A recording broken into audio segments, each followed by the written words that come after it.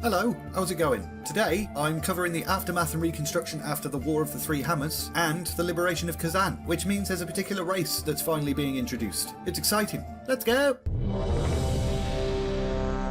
After the war, Madoran and his people got to work, rebuilding Ironforge. Kardros and the Wildhammers chose to abandon Grim Batol. Modgood had the bloody cheek to curse the place as she died, leaving it uninhabitable. Madoran offered the Wildhammers a place in Ironforge, but he knew that Kardros was too proud to accept. As expected, the Wildhammer ruler set out to forge a new future for his clan. Some of the Wildhammers settled in a region called Northaron, but Kardros led most of his people even further north, to the hinterlands. They built a majestic city called Airy Peak, high up in the mountains. They practiced shamanism and made friends with these weird half-lion, half-eagle creatures called griffins. These griffins became emblematic of the Wildhammers. Madoran and Kardros established diplomatic ties between their two nations. They built a bridge, symbolically but also literally, called the Thandalspan. Rivalries and ideological differences would persist, but they vowed to never take up arms against each other again. When Kardros and Madoran passed away, their sons commissioned some statues. These statues were erected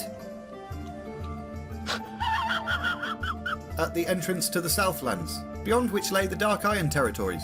Ragnaros' rebirth had decimated much of the Red Ridge Mountains. A raging volcano, known as Blackrock Mountain, now towered over the Dark Iron Kingdom.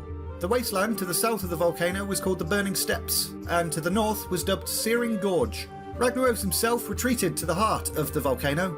From his lair, the Molten Core, he enslaved the surviving Dark Irons. They obeyed their elemental masters' every beck and call. They carved out a new fortress under the mountain and called it SHADOWFORGE City. Within their new fiery home, they just kinda nursed their hatred of the Wildhammers and the Bronzebeards. But enough about dwarves. The Zandalari had spent some time after the Sundering exploring the numerous islands that dotted the newly formed sea between Kalimdor and the Eastern Kingdoms. During this time, they discovered Kezan, an isle inhabited by green-skinned, clever but crude creatures called Goblins. In ancient times, Mimiron had discovered a mineral called Kajamite, and he'd used it to experiment on various races, greatly enhancing their intellect. Some of his test subjects had been a small primitive race that roamed the forest lands near Ulduar. The Kajamite transformed these little buggers into a highly intelligent, industrious breed known thereafter as Goblins. After the Sundering, the Goblins were cut off from Kajamite, and after a few generations, they became dumbasses.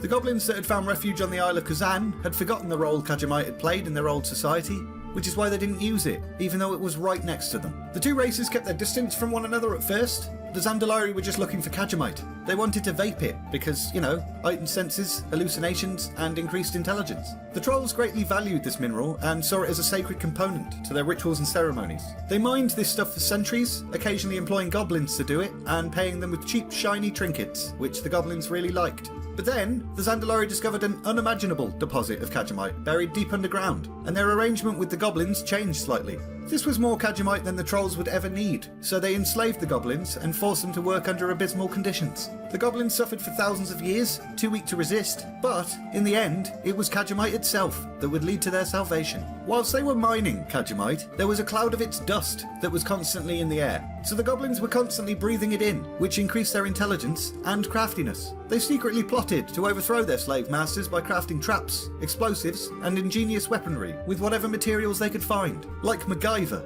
The Trolls were going about their business when suddenly a mass of Goblins stormed out of the mines, armed with technology beyond even what the Zandalari possessed. This revolution shattered the Trolls' hold over Kezan. The surviving Zandalari ran away. Again. They bloody love running away, don't they? And the Goblins celebrated by turning on each other in a mad scramble to fill the power vacuum. Countless factions and allegiances formed. The most powerful of these groups were known as cartels. But there was no winner emerging from all the fighting, so the cartels brokered an uneasy truce. Conflict would never really end between the Goblin factions, but for decades they waged most of their battles in the economic arena.